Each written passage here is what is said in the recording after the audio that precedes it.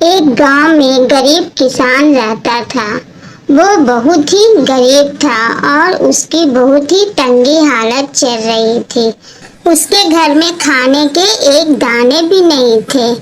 एक दिन उसकी पत्नी गरीब किसान से बोलती है कि सुनिए जी, घर में खाने का एक दाना भी नहीं है और घर ऐसे कैसे चलेगा। आपको कुछ करना होगा। आप बाहर जाइए और काम ढूंढिए। तभी गरीब किसान बोलता है कि तुम ठीक बोल रही हो। हमें बाहर निकलना चाहिए और काम ढूंढना चाहिए। तभी किसान बाहर निकलता है और फिर रास्ते में चलते चलते उसे एक दोस्त नजर आता है।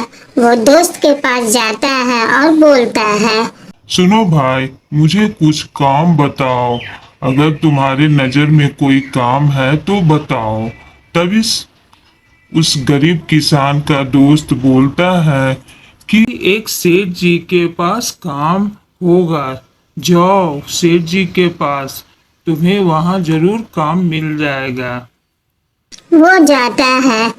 सेठ जी ने काम देने से मना कर देते हैं और बोलते हैं कि मेरे पास ऐसा कुछ काम नहीं है अभी।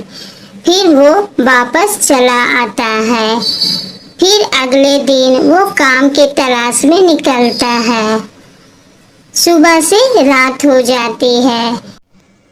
इधर सेठ जी भी अपने काम के सिलसिले में रास्ते पे बैग लेकर चल रहे थे। तभी एक चोर आता है और उनका बैग ले लेता है। अचानक गरीब किसान की नज़र उस सेठ जी के पास पड़ता है और वो देख रहे होते कि उनका बैग चोर छीन लिया है। गरीब किसान उस सेठ के पास जाता है और फिर उस चोर से उनका बैग बचाता है। सेठ जी बहुत खुश होते हैं और बोलते हैं कि मुझे पहचानने में बहुत गलती हो गई है। तुम्हारे जैसा ईमानदार और वफादार आदमी की मैं तलाश में था और तुम कल मेरे घर आ जाना काम पे। तो फिर गरीब किसान भी खुश हो जाता है।